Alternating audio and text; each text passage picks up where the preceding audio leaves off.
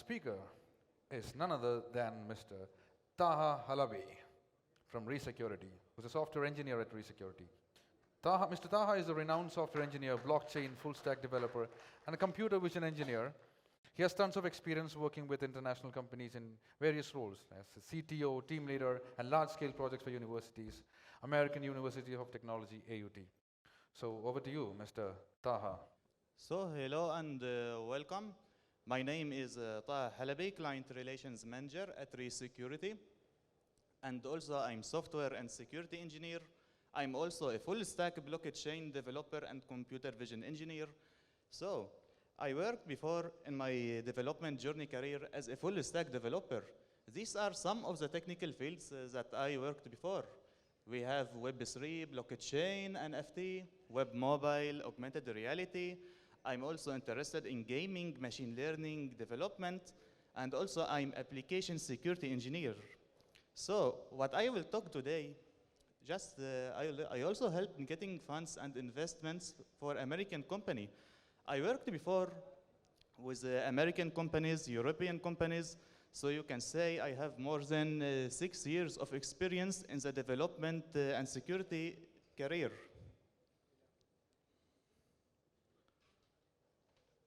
I will talk today about the defensive side, secure coding against hackers. Not also this. What I want to tell you is that when, let's say, I will tell you like we have XSS injection in our application, it's not just to provide you a solution, but also I will provide you a powerful strategy and lifetime solutions. So if you are working in a company like Facebook, Google, your application will have more than 1,000 requests, 5,000 requests. So providing a solution is not good. I will provide you a powerful strategy and lifetime solutions so you can use in any big applications that you will work on, and it will save also time. Here is my topic. I will explain and show some examples and some vulnerabilities, including XSS, IDOR, SQL injection. Also, will provide you security solutions for each vulnerability, and the powerful strategy and lifetime solutions, and how to avoid development errors, and we'll talk about the authentication methodology. So before beginning, let me tell you some important info about development. What is development? Like what is developer? Development is not just writing code. Anyone in the world can learn, can open Google, can write PHP code, a Node.js code. This is not enough. And what is the difference between professional developer and expert developer? I worked before with more than 100 developers over the world, worldwide. So I saw many developers before. They are professional, but they can't work in a big companies like Facebook. They don't have enough experience. Let me show you example. If I told you, provide me XSS solution, like my application is suffering from XSS. So provide me a solution. When I will see you how you will implement this solution inside my application, so here I will know if you are a professional and expert. Let's say you have application more than 50 post requests. And your team members, let's say you have 50 members in your team. So you know how to solve XSS, but 49 members in your team don't know anything about XSS. So if you gave them a task, they may not implement your solution. So this is your problem, not your teammate problem.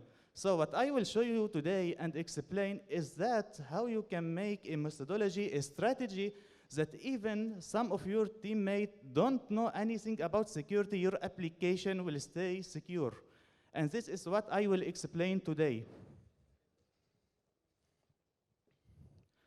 I will begin with XSS, cross-site scripting.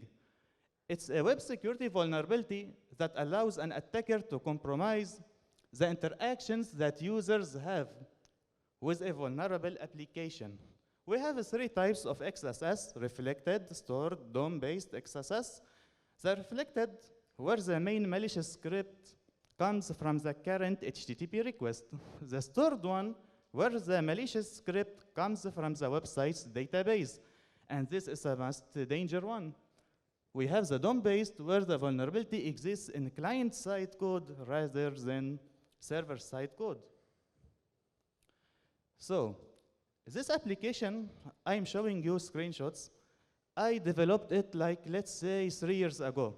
So everything I will show you screenshots. These are my old work, very, very old work. So here I have, on the left, we have username Tarek. This is the attacker. He injected this code, script alert document.cookie, in the description field. So now, when he click on this button, add offer, and he injected his code, malicious code here, this malicious code is stored in the database.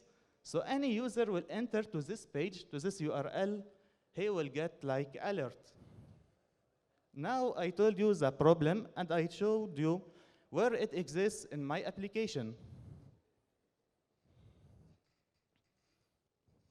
So now I will provide you the solution. How to prevent XSS? We have many methods. I will talk just about the most important one. We have something called filtering. We need to filter any input that user will submit and focus on the back-end filtering, not on the front-end filtering.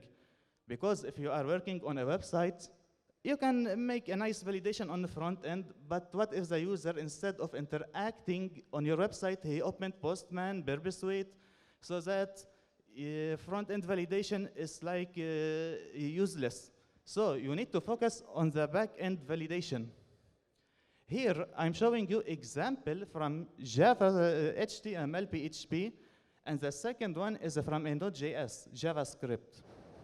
So we have a function in PHP called strip underscore tags. This will filter and remove any, will remove any HTML element. Like we remove this script, will remove any HTML element. So this is filtering. And in JavaScript, we have a function called .trim.escape. It will also make the filtering. And now I will begin explaining the methodology. Like if I have 500 post requests, I cannot copy this solution and paste it to all my 500 post requests. It will take time, and it's not a professional way. So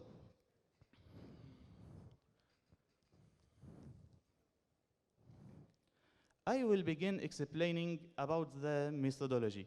We have something called middleware. What is middleware?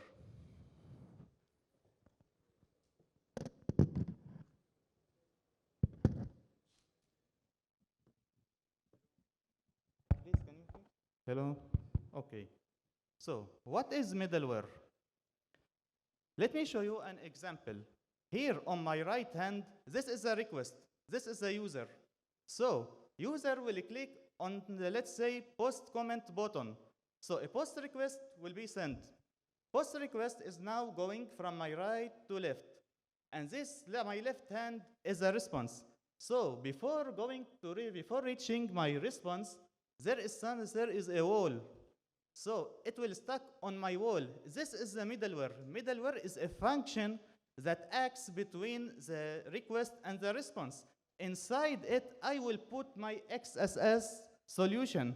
So this code that we are seeing, strip underscore tags, trim escape, filtering, I will put it inside the middleware. And like so, the request will go to my middleware, it will be filtered completely, then it will go to the response. So if any error happened, if anything happened, I can, as a middleware, reject my request. And this will help my application to be more secure. And I didn't finish now yet. So middleware, using it alone is useless. We need to use it with something called routing group. So what is routing group? Here we have routing group, we have XSS middleware protection, and let's focus on this. Here I have /users/proposals, these are two post requests, and slash users slash add slash edit slash proposals slash add slash edit. So what I made is that all my get and post requests inside my application, I put them under one routing group. They are now all put it under one routing group. And this routing group is connected to the XSS middleware protection. So, and all my post requests are connected to XSS middleware protection, and my XSS middleware protection is connected to the routing group. So now my application will be secure and I save time. Like, if now one of my team member, he don't know anything about security, he will just write like a new post request, new get request here, slash users, slash proposals. I can put like a sign up, login, so he will work on the right. And on the left, I made the strategy. So even if he doesn't know anything about security or about vulnerabilities, my application will stay secure. I worked before with a French company. We were like more than 20 members in the team. And usually we were like 3 guys who know security. And I developed this strategy and our application stays secure.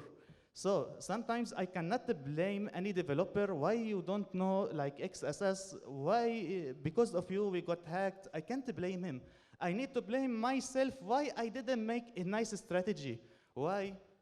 So that is the difference between professional and expert. Professional will know the solution, but expert will know how to implement it in a very smart way.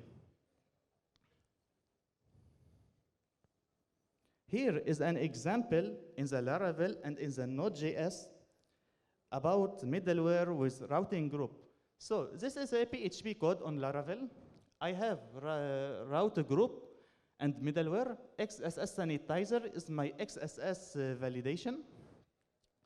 And all my get and post requests are connected to the XSS sanitizer, and XSS sanitizer is connected to the routing middle group. And here another example. This is a Node.js code. So I have app.group. This is a grouping, and at the end I have XSS sanitizer. So any post request or get request will be inside, it will be protected.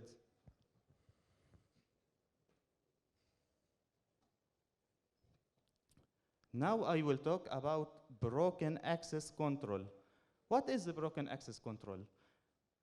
Broken access control vulnerabilities exist when a user can in fact access some resource or perform some action that they are not supposed to be able to access. So let's say I have a website and the organization or association can create a course, but the course will be submitted to the admin first, to the admin department to review. So admin can accept or reject my course. But what if the attacker was able to get the course ID? So he will be able to send post request including rejection parameter or accepting parameter. So course is rejected by the attacker. This is an example about broken access control. So here is a screenshot of an old application I developed 3 years ago. I'm here adding a new course. And now my course is pending exception from admin. And the attacker, he can use Persuade, Postman, like any application that will help him to send post request. He is now sending post request to this URL to reject, and here he is using my course ID. So let's see the result. My course got rejected, and I receive a notification that admin rejected your course. But it's not an admin. This is from the attacker. So now I will tell you how to solve this problem and how to implement the solution in my strategy. First of all, you need to check if the user is authenticated to make the following action, accepting or rejecting the course, any course. Our application is too big, so we will use now our smart solution. So I have here my routing group. And instead of using one middleware, which was the XSS middleware protection, I will use another middleware, which is the OAuth middleware, authentication middleware. So currently my application connected to two middlewares. All my routing, all my post and get requests are connecting to two middlewares. And two middlewares are connecting to the same routing group. So we have XSS, we have the authentication. This now is example in PHP Laravel. So I have first middleware, XSS. I have now second middleware, check if admin. So check if admin will check if if I is authenticated or not. And we have three routings, get and two post request. Second one for to accept a course. And the third one is to reject. Currently I'm using a graph API. I guess a RESTful API, not a graph API, it's fine. So I implement the solution in our strategy. This will save time. Now I will talk about IDOR, insecure direct object. They are a type of access control vulnerability that arises when an application uses user-supplied input to access objects directly. Let's see now where is this vulnerability exist in my app. So we have here organization or association create a graphic design course. Course submitted to graphic designer department to review. Like here in my application, I have many departments. Like I have the programming department, let's say engineering department, a graphic design department. And what happened is that admin from another department got the course ID and was able to reject it. So admin now is authenticated, but the problem, he don't have the right permission to reject my course. He is from another department, but he was able to accept or reject a course from another department.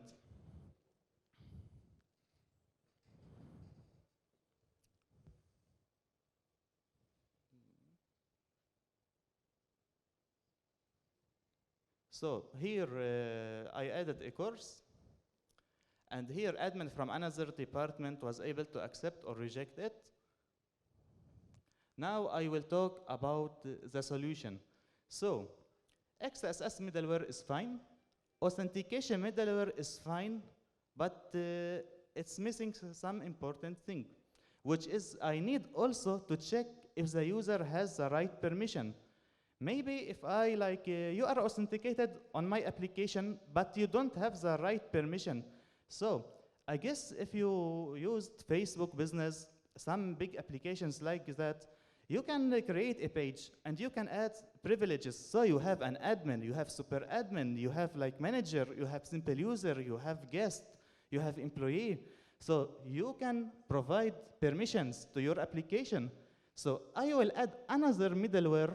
It's connected to the authentication middleware that will check if the attacker or admin have the right permission to accept or reject. Here is an example on PHP Laravel. And sorry, like I provided most of my examples were on PHP, but it's fine. It's the same logic in Node.js, C#, ASP.NET, no worries. So we have at the top XSS middleware. Second one, check if admin. Third one is courses right permission check. So in the third one, I am checking if the admin has the right permission to accept or reject. So let's now, if I asked you a question, like let's say I need you to provide me a solution for, let's say, race condition, for rate limit. So everything now is protected, is organized, and is secure. So it's now very easy to work with a big team, to work within a big company. We made before the strategy, and now we are using it. Now I will talk about SQL injection. It's a web security vulnerability that allows an attacker to interfere with the queries that an application makes to its database. It generally allows an attacker to view data that they are not normally able to retrieve. And we have many, here I will list some SQL injection, like many types, like retrieving hidden data, union attacks, examining the database. Here is a simple example about it. So I have a query, select all from users table where user ID, concatenation with the user ID. So here we have concatenation. So the text user ID is supposed to be the user ID. And this like what we guess. But what if the attacker makes this user ID like instead of 105, he put 1 equal 1. And usually 1 equal 1 is a true. So why is this? Let's see. So select all from users where user ID equal 105 or 1 equal 1. So he injected, this is the user ID 105, and here or 1 equal 1, so you can say or true. So what will happen is that attacker now can get all my users' info because 1 equal 1 is a true. So how to solve this? So in order to solve SQL injection, and I will not also talk about the solution. When you are working with any application, and you will work with SQL database, MySQL, try to avoid using concatenation because concatenation is like a useless solution. And sometimes if you have a big query, like 10 lines of a query, concatenation is useless, and also you can say it's not like a stupid solution. So you will use something called SQL parameters for protection. So here, this is my query. Select all from users where user ID equal parameter 0. Where is this parameter? How can I give it a value? Check here another example. Insert into customers, customer name, address, city, values. So here, I can put my first parameter, second parameter, and third parameter. And usually in programming, we start from 0, not 1. So 0, 1, 2. And if you continue here, so we have db.execute. This is the first one, variable 1, variable 2, variable 3, variable 4, and that's it. So in order to solve SQL injection, we need only to use SQL parameters. Also, we have another solution which is using powerful validation for users' parameters. So here I have title, and the title, its size is 12. I can also add another validation, it should be only string. So if the attacker tried to, let's say, put numbers in title, it will not work. Also, if you remember, my application before, like I put before XSS sanitizer, so it's now protected from XSS. And this validation will be done after the XSS middleware. So this code will be at the response, not at the middleware. So I'm making a validation about title. If he has some HTML elements, it will be like filtered by the XSS middleware. Here I have another example, like integer, size 10, tags like array, size 5. So attacker will face now like hard problems to try to inject SQL injection to my application. And here is an example in the Laravel. Has appointment, it can be required, and it can be just Boolean, true or false. It can't be no string, no numbers, no integers. We have also the date. We can like make some in Laravel exclude if has appointment, false required, and it's only date. So if the attacker put the date as a string, try to put integers, will not work. We have also the third one, it's required string. So we learned for SQL injection, we need to use SQL parameters, not concatenation, and we need to use powerful validation for user parameters. So now I have my routing group, it's connected to middleware's XSS, authentication middleware, and now it's connected to strong validation. Strong validation is not a middleware. The code, we will write it as a response, it's fine. Now I will talk about brute force. What is a brute force? Brute force attack is when an attacker uses a system of a trial and error in an attempt to guess valid user credentials. So let's say I have a login form, email and password, and the attacker can as my brother was talking, Ahmed Halabi, he talked about the brute force.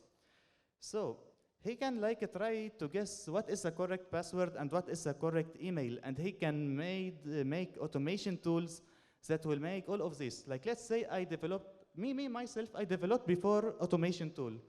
And my automation tool, it will go to any website, go to any login form, and will send let's say more than 1,000 post requests, including different email and password. So I'm brute forcing.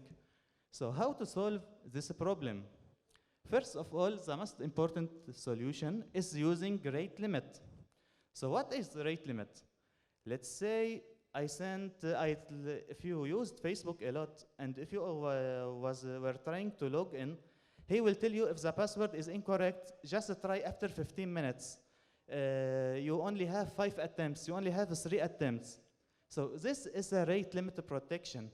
So here a client, he tried 3 times and he failed to obtain a login attempts. So the server responded too many requests, you can't send any request more. Is this an example from a Node.js application I developed before? So I have create account login limiter, and here's the rate limit. I can put maximum, and just I can let's say in each hour, in 1 hour you have just 5 times to try. And if you failed in these 5 times, you need to wait 1 hour. And here, of course, I can put a message like too many accounts created from this IP. This message that will appear for the attacker or for the user. And now I'm using post request. So I'm injecting middleware create account limiter. I'm injecting this function or this middleware here in my post request. And this is our diagram. We have the routing group, middlewares. We have XSS middleware explained before. We have authentication middleware explained before with the right permission. And now we have the rate limit middleware. So now my application is connected to 3 middlewares. And if everything is fine, it will go to the response. Now I will talk about a vulnerability that many developers don't know about it. And even they forget about it. So it happened with me before. I told my team member, it was my friend, I told him, so you finished your application, please upload it to production mode, from the development mode to production mode. And he was doing great. He uploaded it to my server, but he forgot that if the attacker was trying to enter to URL/admin/backup, trying to obtain some directory listing, he tried to hide this. So currently the attacker entered to /admin/backup. He will now see all my files. And here is the question, what if I have a very important file contain a private key? So I'm in danger. How to solve this problem? Usually we have many types of server. The 2 famous ones are you can say, we have Nginx. We have also HTTP server, I guess its name. Nginx, we have for the PHP, I forgot its name. Yes, its name is Apache Web Server. This is very famous, and most of the server companies will use Apache. So we have in any PHP project, even if it is Symfony, Laravel, simple PHP, we need to add, we need to find our htaccess. What is htaccess? Htaccess is our website configuration file. So inside it, I need to add this line of code, options-indexes. So when I will add this line of code, it will solve this problem. So if the attacker entered to this URL, he will not find anything. And now I'm protected. And we have also another example for Nginx web server. So in Nginx, it's different. You can directory indexing is disabled by default in Nginx, so you do not need to configure anything. But in case it was enabled by, like let's say, maybe employee, maybe he is stupid, or maybe he was working and forget to turn it off, and it happened because usually most of the employees I worked before, they are not expert, they are careless, they don't care about this, and attacker will be happy.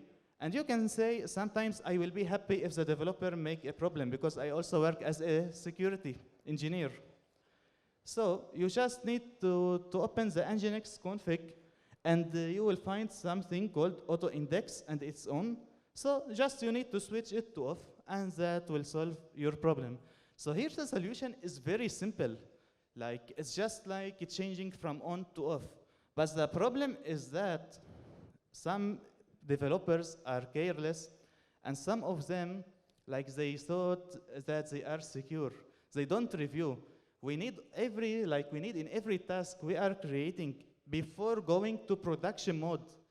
Like we need to forget about something called development. Like I can leave it on only on my laptop in order just to make debugging. But when I will upload it to a server, to the production mode, this is a different. Attacker will be happy to any problem I will make. Now I will talk about SQL transactions.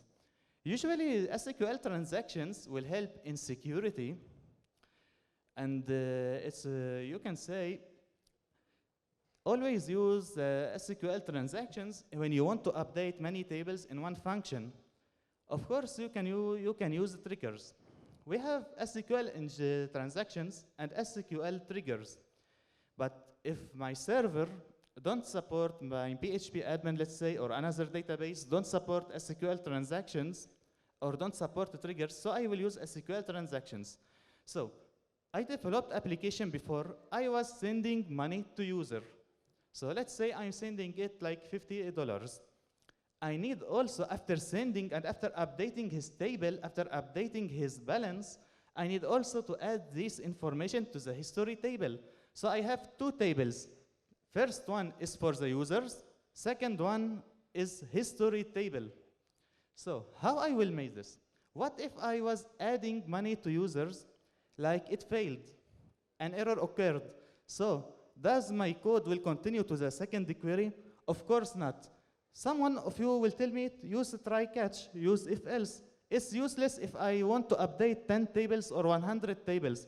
So I will use a ready function called SQL transactions. So if any error happened in any query I'm working on, so it will like reject and it will not update any table.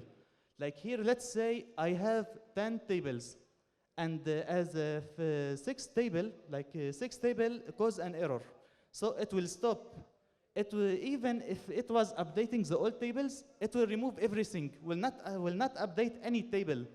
And the SQL transactions may be hard if you are a new developer, but it's the very best solution.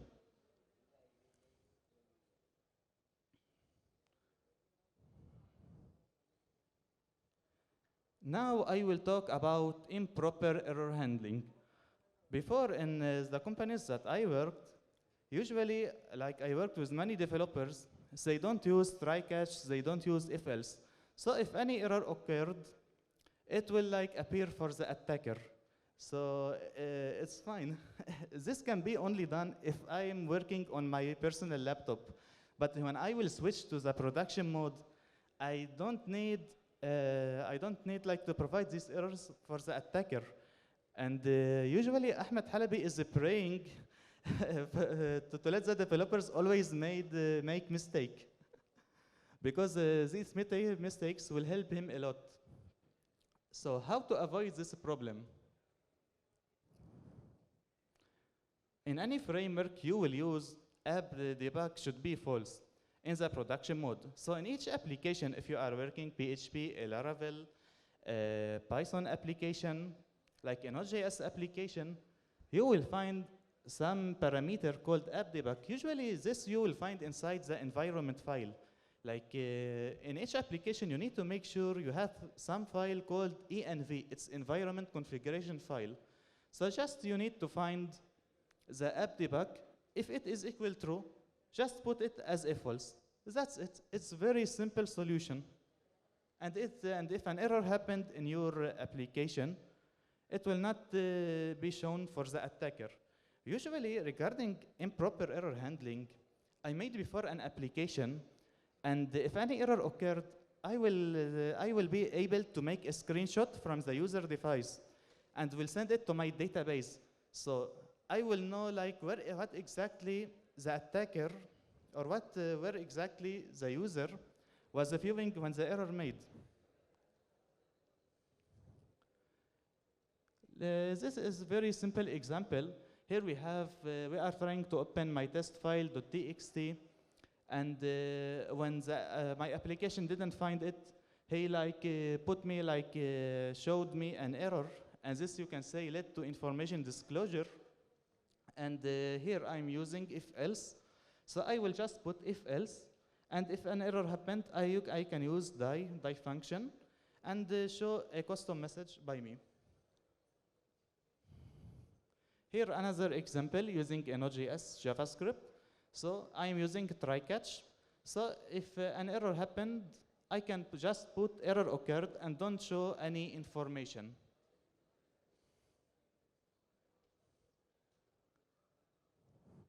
And here also another example, and it's a Web3 smart contract, not Web2.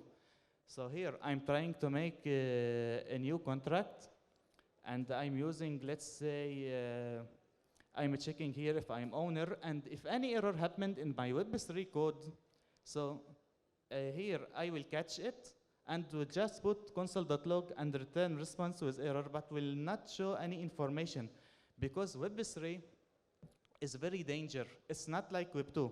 It's too big to work with it. So also we have here some information disclosure at GitHub. Like before I worked with a company, we finished our code, and one of my teammate or one of my team member was trying to push the code on GitHub. And he told me, no worries, we are secure because our code on GitHub is private, not public. So what he made is that after 1 month, he switched from private to public on GitHub. And the stupid employee forget that this environment file contain a server private key and contain a server code. So currently, not only the attacker is seeing this on my GitHub, all the people in world and maybe all the people in space or from different planets are seeing this private info for me. And this is really a danger.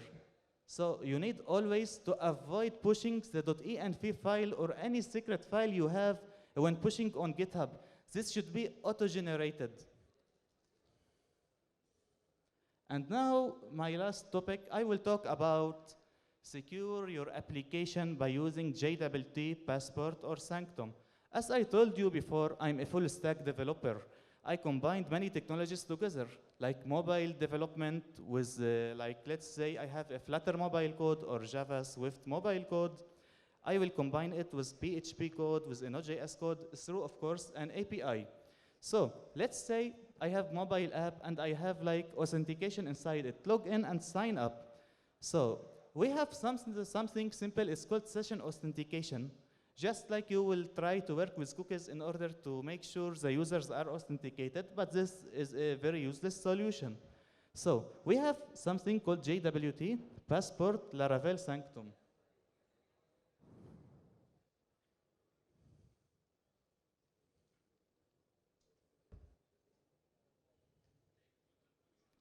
So I will give you example how these three are working. We have a browser.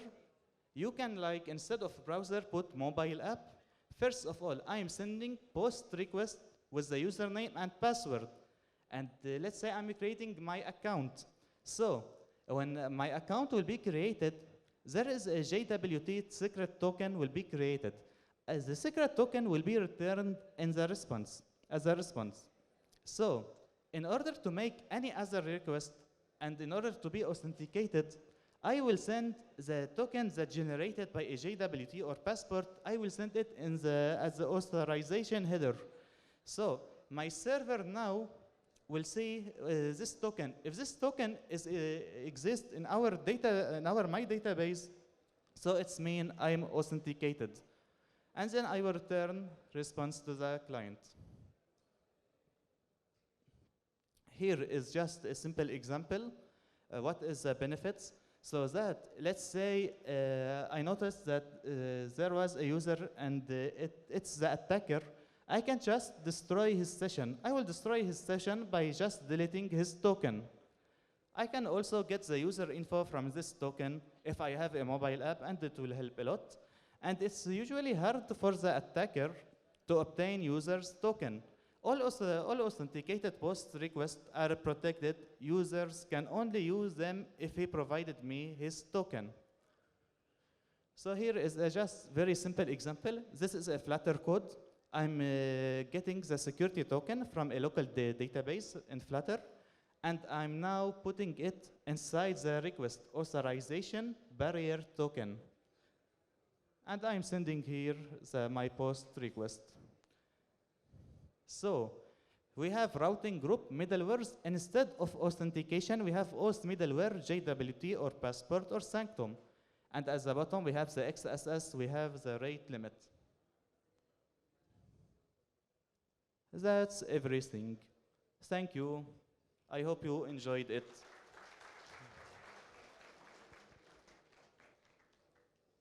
Feel free to ask me any question if you want. Thank you, Taha. Interesting concept and strategies that you explained to us. So, what do you think, when you develop a massive application, let's say Facebook, other things, you have millions of lines of code. Obviously, you also have a lot of developers. So, how can you manage these large teams and these large amounts of code? Like, do you think there should be a solution integrated with the development side of things or the coding side of things? Like, for example, vulnerability scanning solutions. These are automated. Obviously, they will not find all the things, but if you, let's say, before pushing the code into production, it should pass that line. Like, you should do a vulnerability scan on it, find some vulnerabilities. If it will fail, it will not build, and so on. This is, I think, part of DevSecOps, I would call it. Yeah. Thank you. Yes, your question is very important. So let's say I have application like Facebook, and it contains 10,000 requests, and like, let's say, more than 1,000 logic.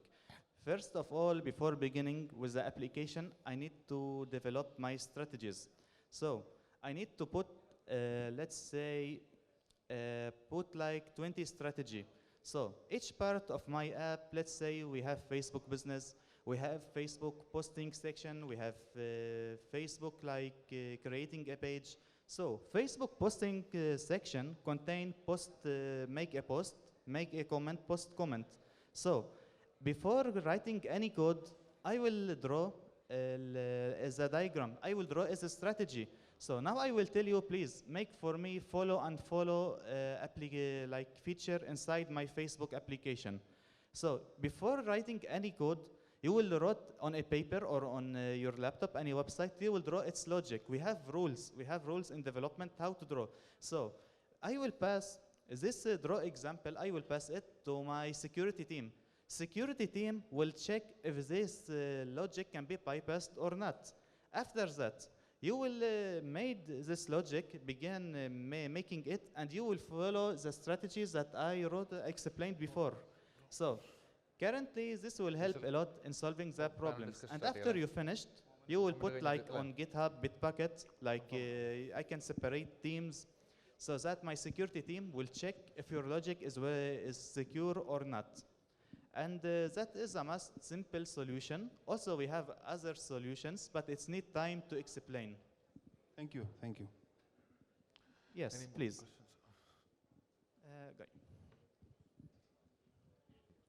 Hey, thank you, Taha.